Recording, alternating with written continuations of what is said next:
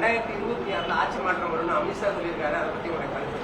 அது முதலமைச்சர் வர்றதை பத்தி கேளுங்க. அமித்ஷா பத்தி எனக்கு என்ன? எதிர்கட்சி தலைவர் இன்னைக்கு கூட ஒரு குற்றச்சாட்டு, சித்தமூட்டியில மீண்டும் ஒரு கொலை சம்பவம் நடந்திருக்கு. தோட்டத்து வீட்டுல ஒரு மூதாட்டியை கொலை பண்ணிட்டாங்க நாமக்கல் மாவட்டம் சித்தமூட்டியில. அரசு கூட்டிய குத்தாயிடும் அப்படிங்கிற மாதிரி எதிர்கட்சி தலைவர் ஒரு விமர்சனம், கடுமையான விமர்சனம் தெரிவிச்சிருக்காரு. வழக்கமாக எதிர்கட்சி தலைவருடைய இருப்பை காட்டிக் கொள்வதற்காக எதையாவது சொல்லிக் கொண்டுதான் இருப்பார். நம்முடைய முதலமைச்சர் அவர்களை பொறுத்தவரை சட்டம் ஒழுங்கு சிறப்பாக பராமரிக்கிற பணியிலே ஈடுபட்டிருக்கிறார்கள். தமிழ்நாடு அமைதி பூங்காவாக திகழ்ந்து கொண்டு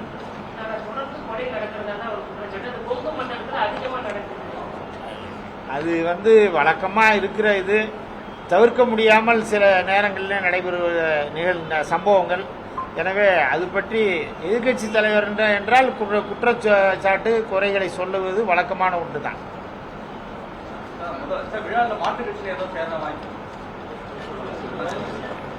அரசு நிகழ்ச்சி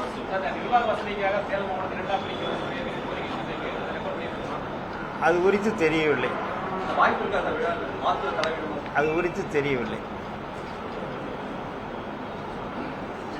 முதலமைச்சர் தான் முடிவு செய்வார். பட்டா ஒரு சுமார் 75,000 பேருக்கு பட்டா வழங்கும்.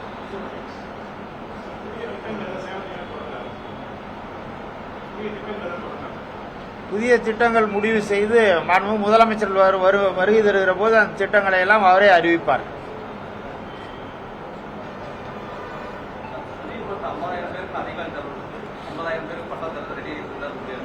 ஒரு 1,01,000 பேருக்கு நலத்திட்ட உதவிகள் வழங்கப்படுகிறது. அதிலே பட்டாவும் சேர்த்துதான் அந்த எண்ணிக்கை வருகிறது. எனவே 70,000 பேருக்கு மேல் பட்டா வழங்கப்படுது. 11 மணிக்கு.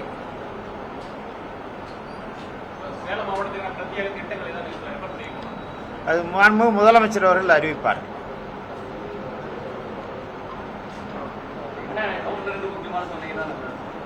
ஒன்றும் இல்லை, வருவாய்த்துறை, பள்ளிக்கல்வித்துறை, மகளிர் திட்டம், கூட்டுறவு மற்றும் உணவுத்துறை, மாற்றுத்திறனாளிகள் நலத்துறை, வேளாண்மைத்துறை, அதேபோல சமூக நலன், தொழிலாளர் நலன் மற்றும் திறன் மேம்பாட்டு பயிற்சித்துறை, ஆதிதிராவிடர் நலத்துறை, பழங்குடியினர் நலத்துறை என்று பால்வளத்துறை என்று பல்வேறு துறைகளின் சார்பிலே மாண்புமிகு முதலமைச்சர் அவர்கள் திட்டங்களுக்கு நலத்திட்ட உதவிகளையும் வழங்குகிறார்கள், திட்டங்களையும் தொடங்கி வைக்கிறார்கள். செய்திகளை உடனுக்குடன் தெரிந்து கொள்ள உடனே சப்ஸ்கிரைப் பண்ணுங்க.